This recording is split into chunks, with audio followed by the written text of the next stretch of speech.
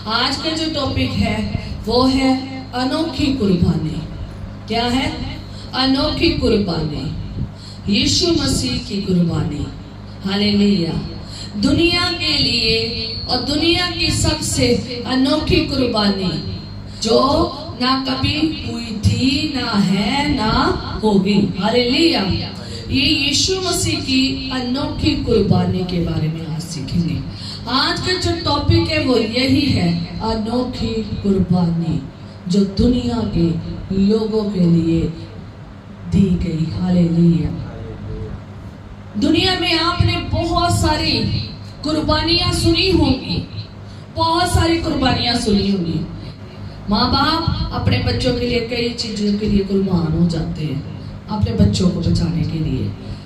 ठीक है, कुछ बच्चों ने अपने माँ बाप के लिए कुर्बानी दी होगी, बहन भाइयों के लिए कुर्बानी दी होगी, रिश्तेदारों के लिए कुर्बानी दी होगी, कोई रिश्ते को निभाने के लिए कुर्बानी दी होगी, किसी राजे के लिए कुर्बानी दी होगी, राजे ने अपनी जनता के लिए, देश के लिए कुर्बानी दी होगी, किसी सिपाही ने किसी के लिए कुर्बानी, अपने देश के लिए, अपने राज्य के लिए कुर्बानी दी होगी।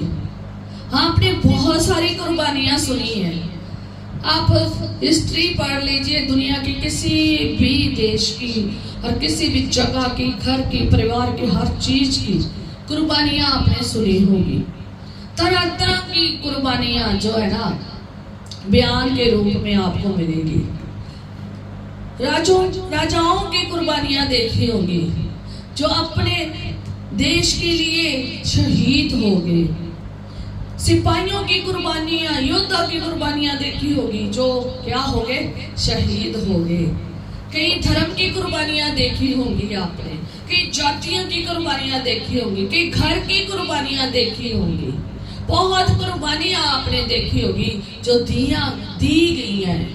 गई हैं। बहुत सारी कुर्बानियां दी गई है, हिस्ट्री भरी हुई है कुर्बानियों से।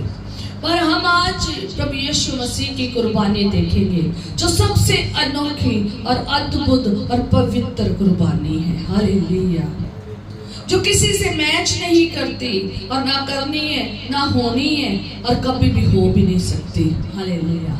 कोई दूसरा है ही नहीं है जिसको इस काम के लिए भेजा हो कि दुनिया के लिए कुर्बानी देनी है। हालेलुया। एक यीशु ही है जिसने पूरी दुनिया के लिए दी है कुर्बानी। किसी ने अपने किसी चीज के लिए कुर्बानी दी होगी, किसी ने किसी के लिए कुर्बानी दी होगी, पर लेकिन यीशु ने पूरी दुनिया के लिए कुर्बानी दी है। यीशु ने पूरी दुनिया के लिए कुर्बानी दी है। आज कोई अपने एक घर के लिए, परिवार के लिए, अपने देश के लिए, जाति के लिए, कौम के लिए कुर्बानियां देते हैं। यीशु मसीह ने ना तो किसी एक मनुष्य के लिए कुर्बानी दी है, ना ही एक घर के लिए, ना ही एक धर्म के लिए, ना ही एक जाति के लिए, ना ही एक शहर के लिए, ना ही एक देश के लिए, ना ही एक दुनिया के किसी राज्य के लिए, एक राज्य के लिए नहीं कुर्बानी दी गई, ना ही एक धर्म के लिए कुर्बानी दी गई, बल्कि यीशु मसीह ने पूरी दुनिया के लिए कुर्बानी दी है। सारी जातियों के लिए कुर्बानी दी है, सारे मनुष्यों के लिए कुर्बानी दी है, सारे घरों के लिए, सारे आदमी, औरत, बच्चे, बुजुर्ग, जवानों के लिए कुर्बानी दी है। हालेलुया। पूरी दुनिया में जो कुछ है ना उनके लिए प्रभु यीशु मसीह ने क्या दी है? कुर्बानी दी है। इस धरती के लिए, स्वर्ग के लिए कुर्बानी दी है। हालेलुया। इसलिए सबसे अनोखी कुर्बानी है। हालेलुया। परमेश्वर को ऐसी एक कुर्बानी की जरूरत थी जो पवित्र हो, निर्दोष हो, जिसमें कोई भी दोष ना हो। वो कुर्बानी की जरूरत थी। वो मनुष्य में तो नहीं हो सकती थी क्योंकि मनुष्य जो है ना पाप में उत्पन्न हुआ है। इसलिए प्रभु यीशु मसीह को स्वर्ग से नीचे एक मनुष्य के रूप में कुंवारी के द्वारा और पवित्र आत्मा के द्वारा जो है ना जन्म लेना पड़ा। वो किसी मनुष्य से नहीं पैदा हुए, वो पवित्र आत्मा से पैदा हुए। हालेलुया। और वो कुर्बानी जो है ना हमारे लिए ठहराई गई ताकि हम क्या पाए? नजात पाए, मुक्ति पाए, शांति पाए, छुटकारा पाए। क्योंकि ये पूरी दुनिया किसके वश में चलेगी थी? किसके हाथ में? खुदा ने ये पूरी दुनिया आदम के हाथ में दी थी कि तूने इसकी निगरानी करनी है, तूने इसका ध्यान रखना है। पर लेकिन शैतान ने वो अधिकार आदम से छीन लिया, वो मनुष्य से छीन लिया, और अब वो पूरे जगत में, अब पूरी दुनिया में वो अपना राज कर रहा है। संसार का पिता है, वो संसारिक पिता है, और संसार को उसने अपने वश में किया है। जिससे जो चाहता है वो करवा रहा है, जिससे जो गुनाह में, गंदगी में डालना चाहता है डाल रहा है। वो लड़ाइयाँ, झगड़े, कलेश और हर तरह का गुनाह पैदा कर रहा है, ताकि सारी दुनिया जो मानव जाति है वो क्या हो जाए? तबाह हो जाए। पर परमेश्वर जिसने इस पृथ्वी को बनाया है, जिसने आकाश को बनाया है, जिसने इसकी पूरी सृष्टि की है, जिसने सूरज, चांद और सितारों को बनाया है, जिसने इस धरती को बनाया है, पूरी कायनात को बनाया है, हर चीज जो अपनी आंखों से देखते हो, सब चीजें उसके द्वारा सृजी गई है और सृजी जा रही है। इनको बचाने के लिए खुदा ने अपने बेटे की कुर्बानी दी है, अपने कुर्बानी दी है। हालेलुया। ताकि जो अधिकार शैतान ने छीन लिया है ना, और जो वो उसके वश में जो शैतान के पड़े हुए हैं ना लोग, दल दल की कीच में, गुनाह में, पाप में, बीमारियों से जकड़े पड़े हैं ना, उनको क्या किया जाए? आजाद किया जाए। आजादी देने के लिए यीशु मसीह को कुर्बानी दी है। हम देखते हैं कि जब हम संसारिक तौर पर देखते हैं, एक छोटी सी बात हम देखते हैं कि आजाद, हमारे देश को, हम अपना देश देखते हैं, हमारे देश को आजाद करने के लिए कितने लोगों ने कुर्बानियां दी है ना, कितने लोगों ने कुर्बानियां दी है, और फिर जाकर कितना किया हुआ है? आजाद हुआ है। प्रभु यीशु मसीह की एक एक कुर्बानी से क्या हुआ है? हमारा जो हमारी आजादी हुई है। हालेलुया। और किसी को आना नहीं पड़ा और कुर्बानी देनी नहीं पड़ी। अब जो कोई उस पर विश्वास करता है ना, और वो क्या पाता है? आजादी पाता है। हालेलुया। जिसको ये विश्वास है कि यीशु मसीह मेरे लिए मारा गया है, गाड़ा गया है, और उसका लहू, उसकी कुर्बानी मेरे लिए दी गई है, और जो विश्वास करता है ना इस कुर्बानी के ऊपर, उसके लिए मुक्ति है, नजात है, पापों से छुटकारा है, उसके लिए जीवन है। हालेलुया। क्यों बोल रही हूँ कि यीशु मसीह जगत के लिए कुर्बान हुआ है, दुनिया के लिए कुर्बान हुआ है। क्यों बोल रही हूँ? क्योंकि यूहन्ना 3:16 जब आप पढ़ते हैं तो बताओ क्या वचन है? चलो भैया एलविन आप बताएं। क्योंकि परमेश्वर ने जगत से ऐसा प्रेम किया कि उसने अपना इकलौता पुत्र दे दिया, ताकि जो कोई उस पर विश्वास करे वे नाश न हो बल्कि अनंत जीवन पाए। हालेलुया। हाँ जी, बोलो बोलो बोलो। परमेश्वर ने जगत से ऐसा प्रेम किया कि उसने अपना इकलौता पुत्र दे दिया, ताकि जो कोई उस पर विश्वास करे वे नाश न हो बल्कि अनंत जीवन पाए। हालेलुया। शुक्र है खुदा का। हालेलुया। हालेलुया। हालेलुया। क्योंकि परमेश्वर ने जगत से ऐसा प्रेम किया कि उसने अपना इकलौता पुत्र दे दिया, ताकि जो कोई उस पर विश्वास करे वे नाश ना हो बल्कि अनंत जीवन पाए, सदा का जीवन पाए, वो अनंत जीवन जिसका कोई अंत नहीं है। हालेलुया। परमेश्वर ने जगत से ऐसा प्रेम किया है। किससे प्यार किया है? जगत से, पूरी दुनिया से, क्योंकि वो दुनिया की सृष्टि करने वाला परमेश्वर है। आप सोचो, जिस घर को आपने बड़ी सुंदरता से सजाया हो, बच्चों को पैदा किया हो, अगर वो किसी के हाथ में चले जाए तो आप क्या करेंगे? कुछ करेंगे या ऐसे हाथ में हाथ रख कर बैठे रहेंगे? आप उनको छुड़ाने के लिए कुछ करेंगे। प्रभु खुदावन खुदा यहोवा बाप ने भी ऐसे ही किया। उसने अपने बेटे को भेजा ताकि तुम स्वतंत्र हो उसके लहू के द्वारा। उसने पूरी दुनिया को बनाया है और उसको छुड़ाने के लिए उसने अपना इकलौता पुत्र दिया है। उसकी कुर्बानी दी है।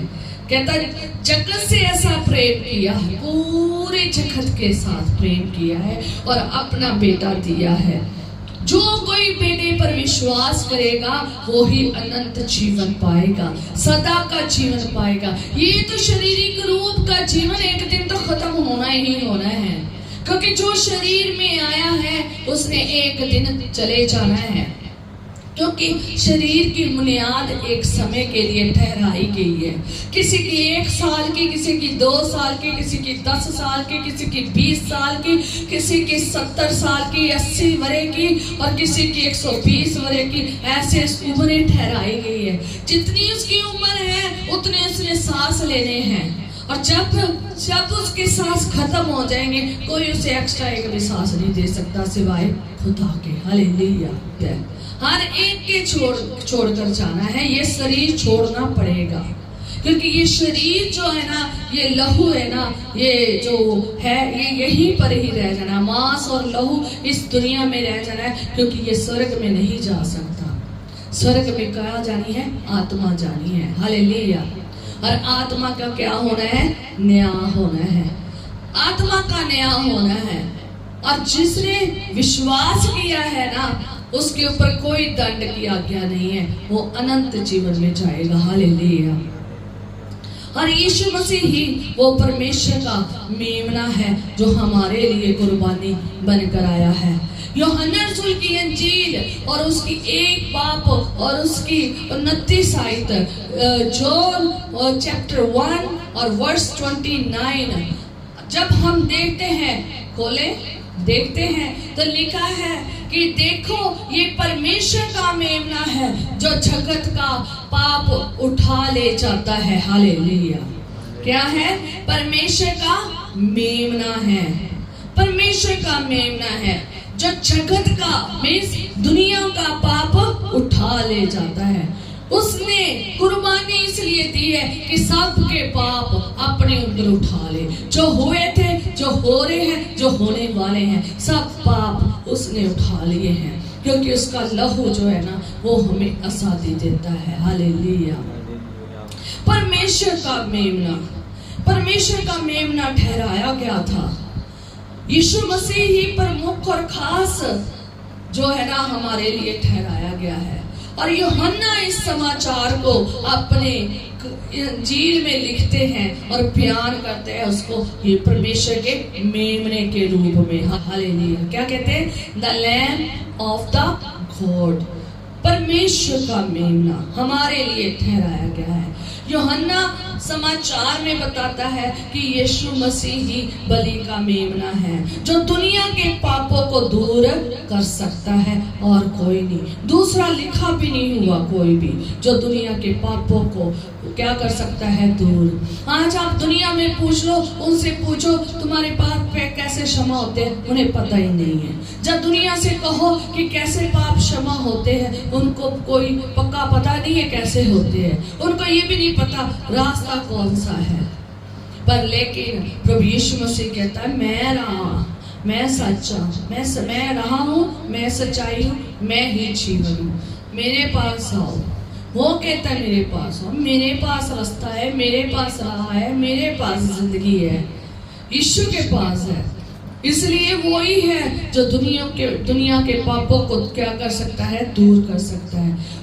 परमेश्वर ने जो पुराने नियम में हम जब देखते हैं तो वहां पर भी मेमने के बारे में बताया गया है।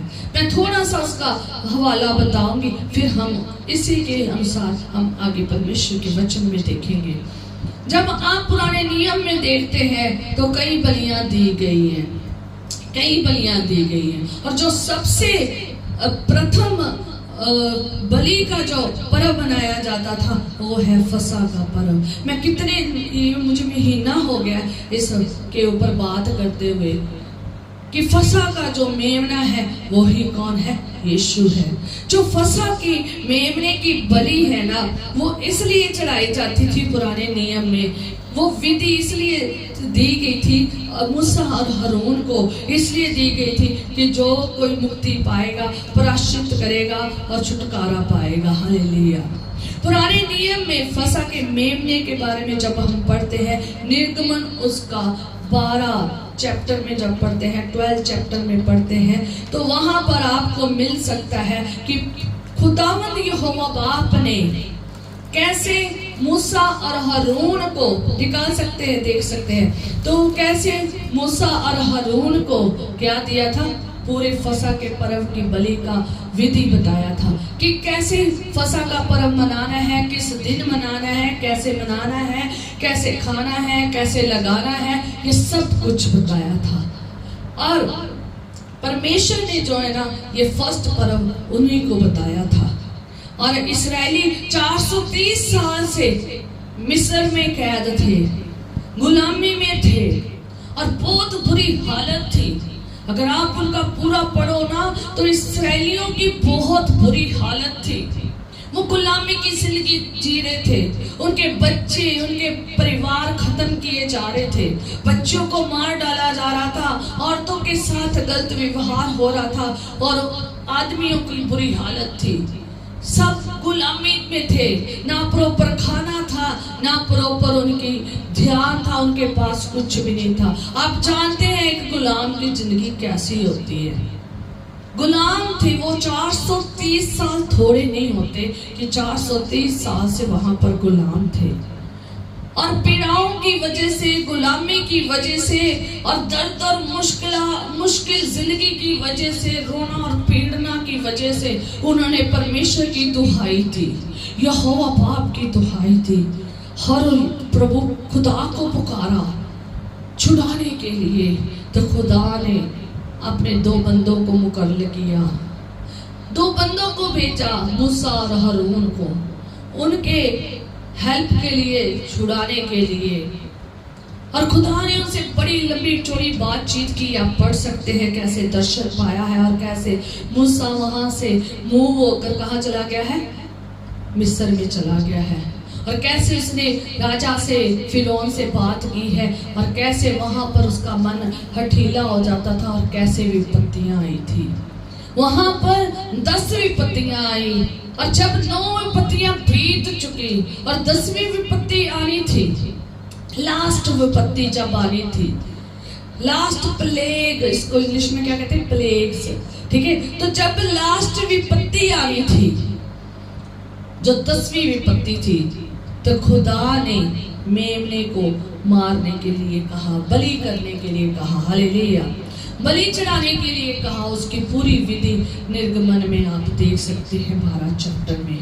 और जब आप वहां पर देखते हैं निर्गमन उसकी 12 की 12 में, तो खुदा ने कहा था कि कैसे जो मेमना है उसका लहू जो है ना, कैसे द्वार के जो अलंगनों के ऊपर और द्वार के चंगाट के ऊपर लगाना है। निर्गमन 12 की 12 में खुदा कहता है कि उस रात को मैं मिस्र देश के बीच में से होकर जाऊंगा और मिस्र देश के क्या मनुष्य, क्या पशु, सबके पहलोठों को मारूंगा और मिस्र के सारे देवताओं को भी मैं दंड दूंगा। मैं यहोवा हूँ। हालेलुया। खुदा ने कहा था, क्या कहा था कि मैं उस रात को, जिस रात लास्ट विपत्ति आनी थी और जिस रात इन इस्राएलियों का छुटकारा होना था गुलामी से, उस रात की बात हो रही है कि मैं उस मिस्र में से होकर क्या निकलूंगा, सबके पहलोठों को मारूंगा। क्यों पहलोठों को मारने के लिए कहा गया था? क्योंकि उस टाइम वहां पर पहलोठों की बलि चढ़ाई जाती थी। लोग पशुओं के पहलोठों की बलि चढ़ाते थे, लोग अपने बच्चों की बलि चढ़ाते थे पहलोठों की। इसलिए खुदा ने सारे पहलोठों को मार दिया। और तीसरा कि मैं सारे देवताओं को क्या दूंगा, दंड दूंगा। कहता मैं दंड दूंगा, मैं यहोवा हूँ। हालेलुया। मैं यहोवा हूँ। कहता यहोवा मीन्स एलोहीम हूँ। एलोहीम कौन है? जो सृष्टि करता है, जिसने सृष्टि को बनाया है, हालेलुया, उसका नाम यहोवा है, हालेलुया। कहता मैं उन्हें क्या दूंगा? दंड दूंगा। 13 आयत में देखते हैं तो वहां लिखा है कि और जिन घरों में तुम रहोगे उन पर वह लहू तुम्हारे निमित्त चिन्ह ठहरेगा। अर्थात मैं उस लहू को देखकर तुमको छोड़ जाऊंगा, और जब मैं मिस्र देश के लोगों को मारूंगा तब विपत्ति तुम पर ना पड़ेगी और तुम नाश ना होंगे। Hallelujah, hallelujah. कि तुम पर क्या नहीं पड़ेगी? विपत्ति नहीं पड़ेगी और तुम नाश नहीं होंगे। ना तो वो विपत्ति, कौन सी विपत्ति थी? मृत्यु की, मौत आनी थी। मौत का वहां पर तांडव होने वाला था। बहुत बड़ा वो देश था जहां पर इतने लोगों पर मौत आनी थी, और खुदा ने कहा ये मौत तुम पर नहीं आएगी, ये नष्ट तुम नहीं होगे, दंड तुम पर नहीं आएगा। कहता जब मैं वहां से निकलूंगा ना तो जिनके घरों के ऊपर लहू लगा होगा ना, वो लहू चिन्ह ठहरेगा। क्या चिन्ह ठहरेगा? बचाए जाने का, छुटकारे का, मौत से छुटकारे का चिन्ह ठहरेगा। कहता मैं मिस्र देशों के लोगों को मारूंगा पर तब विपत्ति तुम पर ना पड़ेगी। हालेलुया। ऐसे खुदावंद ने वायदा अपने लोगों के ऊपर किया था, जिसने उस पर क्या किया था? विश्वास किया था। और फिर वहां पर 29 आयत में देखते हैं कि जैसे ही इन्होंने सबने अपने घर के बाहर लहू लगाया, कहां पर कहा था मैंने? अलंगनों के ऊपर, दोनों जैसे दीवार है, एक अलंगनों के ऊपर, एक इस साइड है और दूसरी इस साइड है, फिर तीसरी ऊपर, द्वार के ऊपर, चंगाट के ऊपर, अलंगनों के आसपास और चंगाट के ऊपर ये निशान बनाने को कहा था कि ये तुमने क्या करना है? निशान बनाना है। और जिसने ये निशान बनाया था उसके ऊपर मृत्यु नहीं आई थी, चाहे वो कोई भी था। हालेलुया। जिसने भी ये निशान बनाया था उसके ऊपर मृत्यु नहीं आई। और जब हम निर्गमन 12 उसकी 29 में पढ़ते हैं, पढ़ा करो साथ में, कि ऐसा हुआ कि आधी रात को यहोवा ने मिस्र देश में सिंहासन पर विराजने वाले फिरौन से लेकर गट्टे में पड़े हुए बंधुआई तक सब के पहलौठों को, वर्ण पशुओं तक के सब पहलौठों को मार डाला। हालेलुया। सिंहासन पर विराजमान मीन्स राजे से लेकर, और जो गट्टे में पड़े हुए थे, जिनको कोई पूछ भी नहीं रहा था, जिनके ऊपर किसी का ध्यान भी नहीं था, जो गट्टे में पड़े हुए थे, जो बंधुआई में भी थे, जो बंधुआई में थे, जिनको कोई पूछने भी नहीं आता था, उनको, उनके सारे पहलौठों को क्या कर दिया? मैं मार दिया। सब पहलौठों को मार दिया और सारे पशुओं को भी मार दिया। ऐसे खुदावंद ने क्या किया था? 10वीं विपत्ति उनके ऊपर भेजी, क्योंकि उन्होंने बड़ी गुलामी की थी। मिस्र देश ने, मिस्रियों ने बड़ी इनको तड़पाया था और बड़ी गुलामी में रखा था। 430 साल थोड़े नहीं होते, 430 साल गुलामी में रखा था। इतना रोना पीटना, इतने बच्चों को इनके मारा और इतनी इनके साथ बुरी हालत कर दी, और प्रॉपर खाने को भी नहीं, और प्रॉपर सब कुछ नहीं था। कम देते थे खाने को, और ये बेचारे कराते रहते थे, पीड़ा में थे और मारते भी थे, काम भी बहुत ज्यादा लेते थे। जितना ज्यादा ये कुछ अपने आप में प्रोटेक्शन के लिए करते, जब कहते कुछ, उतना दुगना काम बढ़ा देते थे, ज्यादा काम बढ़ा देते थे, ज्यादा पीड़ा देते थे। मतलब ऐसा इनके हालात थी, ऐसा इनके साथ ये करते थे सलूक, और खुदा ने भी इनके साथ वैसा ही सलूक किया जैसा इन्होंने क्या किया था? इस्राएलियों के साथ किया था। जब आप तीसरी आयत में जब देखोगे ना, तो वहां पर जब इनके सब पहलौठे मर गए, बच्चों के और सबके पहलौठे मर गए, तो बड़ा मिस्र में हाहाकार हुआ। और एक भी घर कहता ऐसा ना था जिसमें कोई मरा ना हो। बाइबल में लिखा है 30 साइड में, कोई एक घर ऐसा नहीं था जहां पर कोई मरा ना हो। इट में सारे घरानों में क्या थे, मिस्र के मारे गए थे, और सबके घरों में रोना ही रोना, पीटना ही पीटना और पीड़ा ही पीड़ा थी। और जब आप इस्राएलियों को देखोगे ना, तो वो फसह का पर्व मना रहे थे, वो तो फेस्टिवल मना रहे थे, वो तो आनंद मना रहे थे, वो तो खुशियां मना रहे थे, क्योंकि आज उनकी गुलामी से छुटकारा मिलने वाला था। आज वो आजादी मिलने वाली थी। वो इबादत कर रहे थे, वो आराधना कर रहे थे, वो अखमीरी रोटी खा रहे थे, वो कड़वे साग पात खा रहे थे, जो खुदा ने विधियां दी थी वो सब कर रहे थे और इबादत कर रहे थे, धन्यवाद कर रहे थे, और लहू को लगाकर अपने घरों, अपने परिवार के साथ बड़े सुकून के साथ बैठे थे। जो सुकून नहीं था ना, जो जिंदगी नहीं थी ना, वो कहाँ नहीं थी, मिस्रियों में, उनके घरानों में नहीं थी। वहां रोना रोना रोना, पीड़ा दर्द और चीखे कूके हाहाकार की आवाजें आ रही थी। ये हुआ था, और खुदा ने मिस्रियों में से निकाल कर इस्राएलियों को ले आया। मिस्र देश से निकाला और इस्राएलियों को निकाल कर ले गया।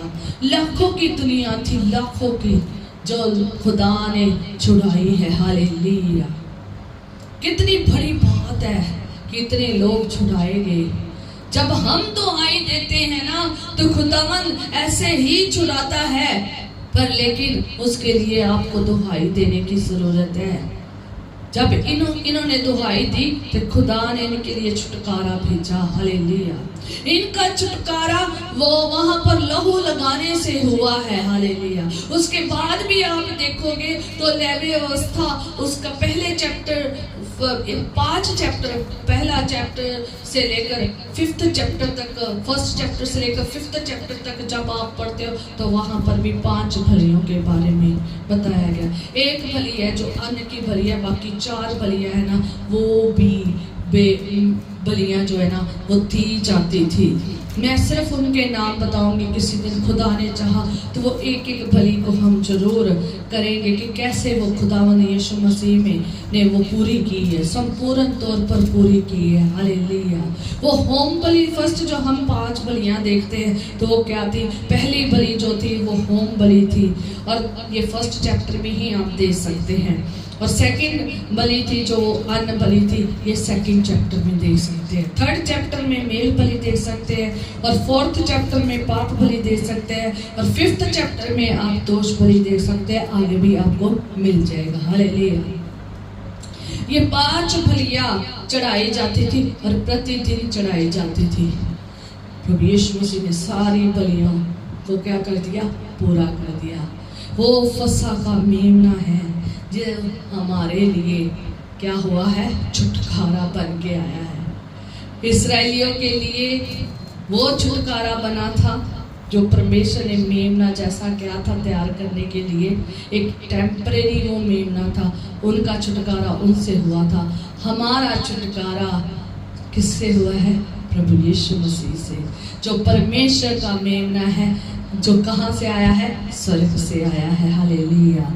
पौलुस कहता है 1 कुरिन्थियों 5 उसके 7 में, क्योंकि हमारा भी फसह जो मसीह है बलिदान हुआ है। हालेलुया!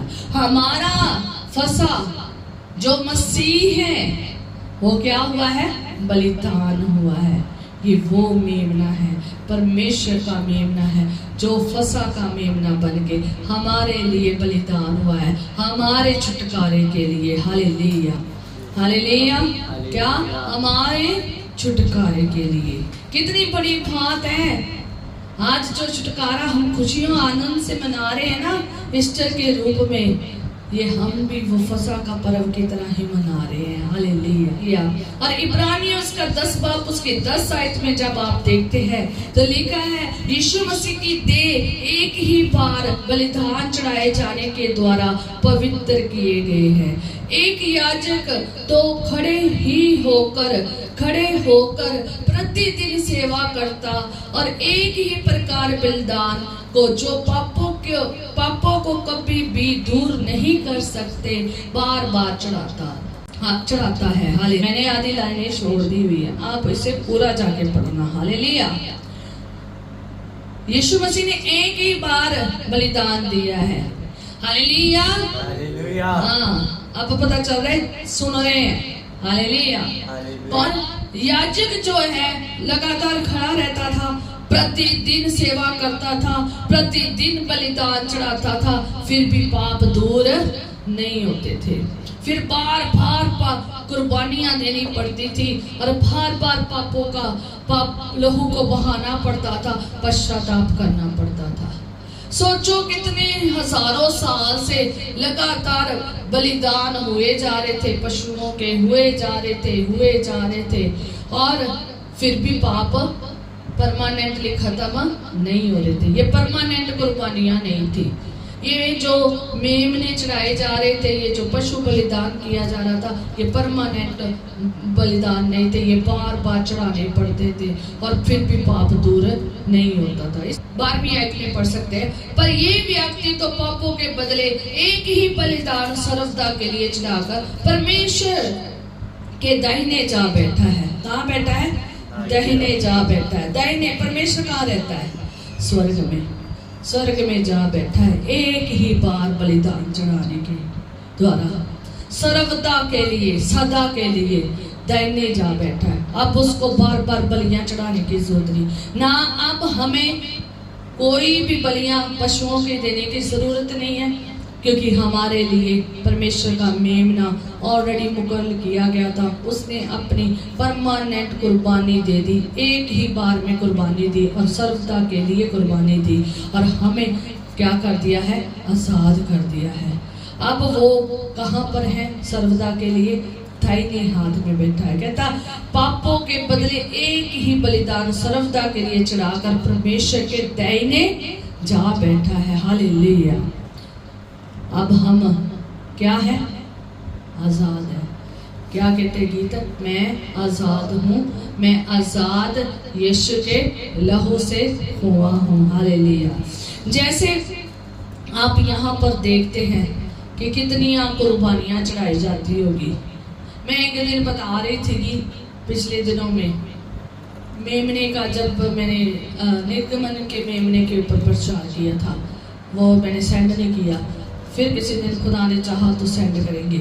और वो मेमने का जो जब हम देखते हैं ना, तो इसराइली जब ये मेमने इतने कुर्बान कर रहे थे, कभी सोचा कि कितने कुर्बान किए गए होंगे? इतने लाखों की दुनिया थी, लाखों के हिसाब से करते, लाखों के हिसाब से मेमने वहां पर कुर्बान हुए हैं।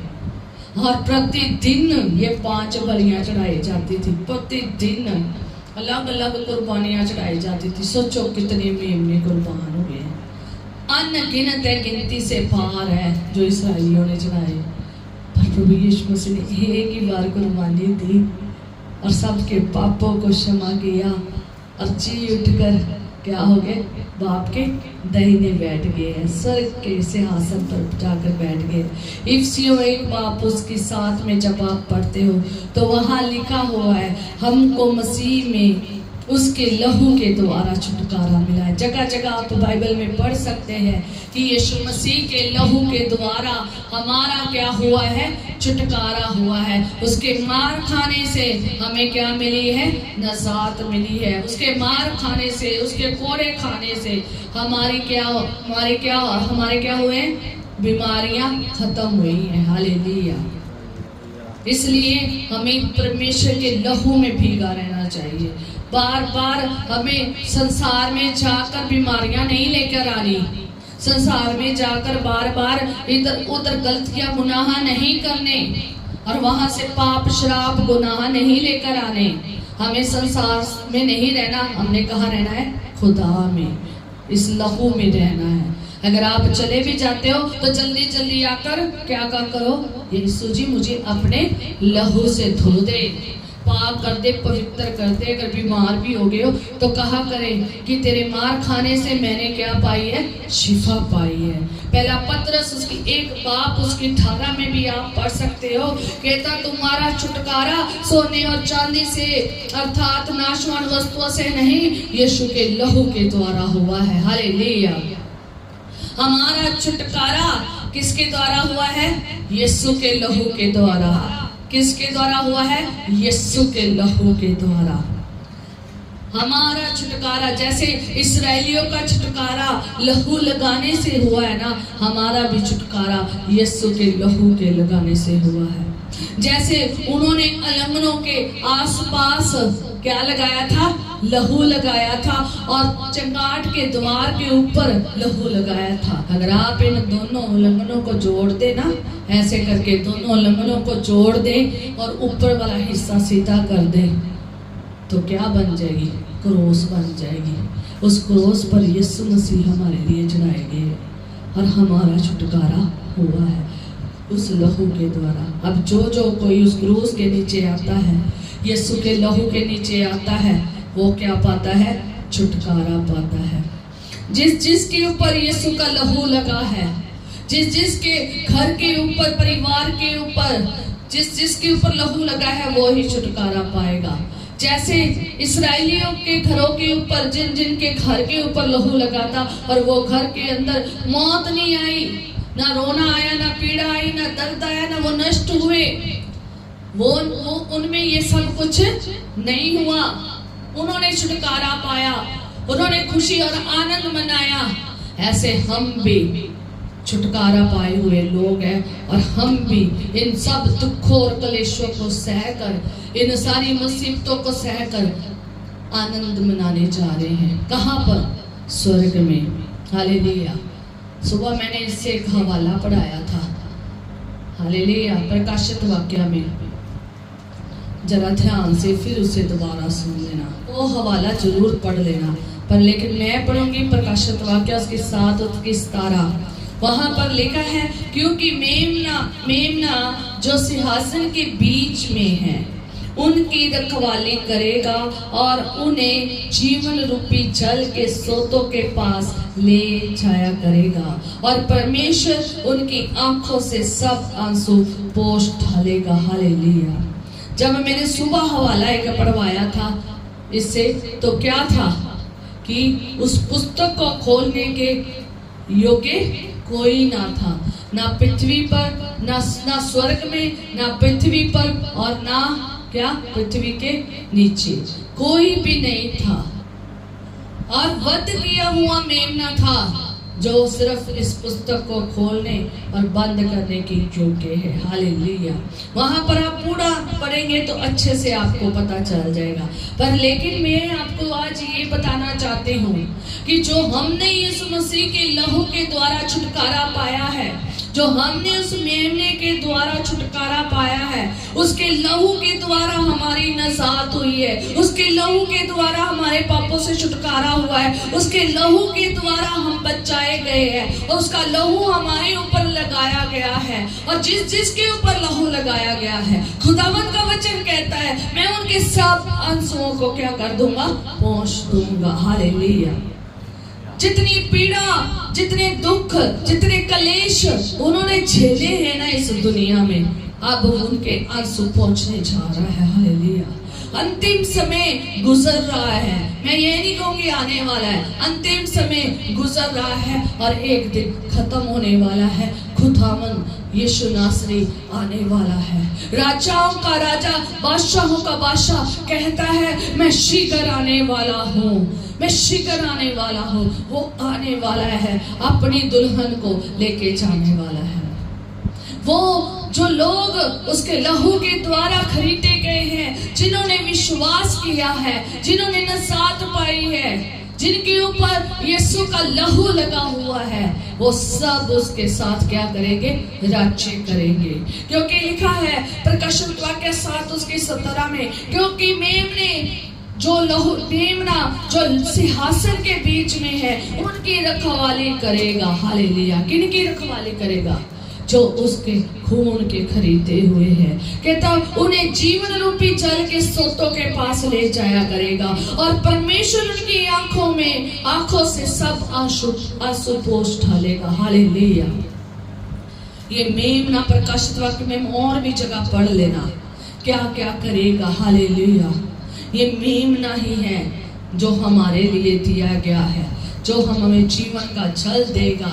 जीवन की पोथी में हमारा नाम लिखा गया है क्योंकि उसका लहू हमारे ऊपर लगा है और वैसे हासन पर बैठा हुआ है। हालेलुया।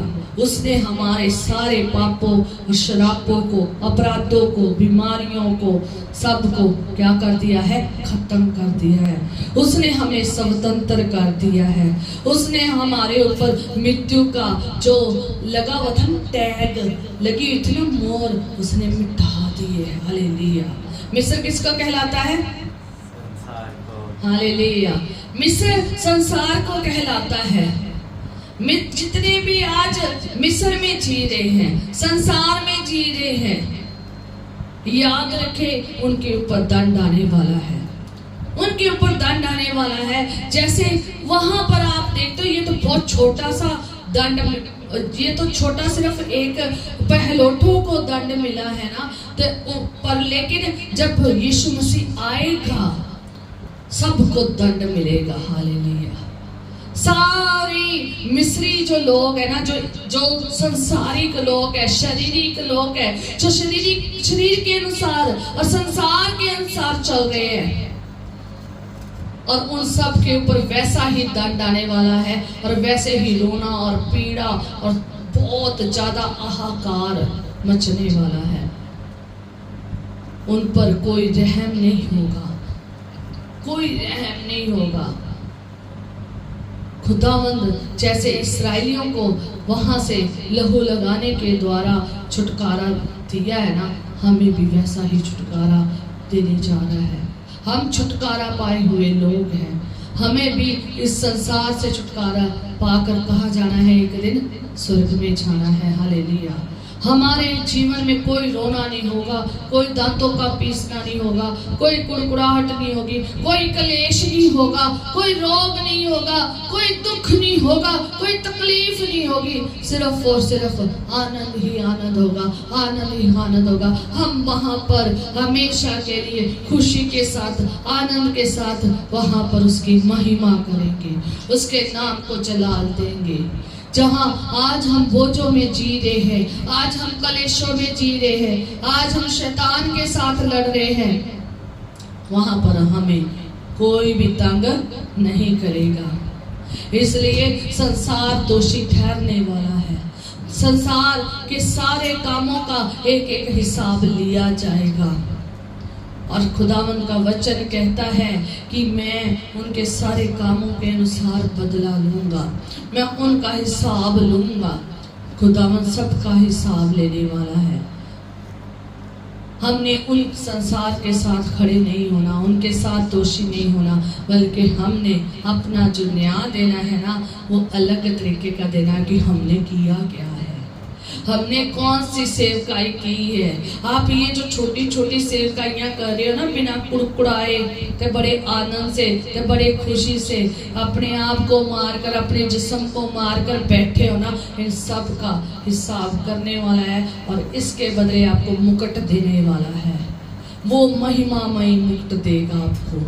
वो आपको अलग अलग तरीके से, अलग अलग तोहफों से नवाजेगा। हालेलुया। ये लेना चाहते हो कि क्या लेना चाहते हो? अगर ये लेना चाहते हो तो खुशी से, आनंद से उसकी सेवा करें, बिना कुड़कुड़ाए और बिना रोए धोए, बिना थके टूटे हुए, बिना उसके इन चीजों के, संसारिक चीजों की उसकी आराधना करें। कहने का मीन्स है ये वश में ना संसार के रहे, शरीर के वश में होकर ना चले, बल्कि किसके वश में चले?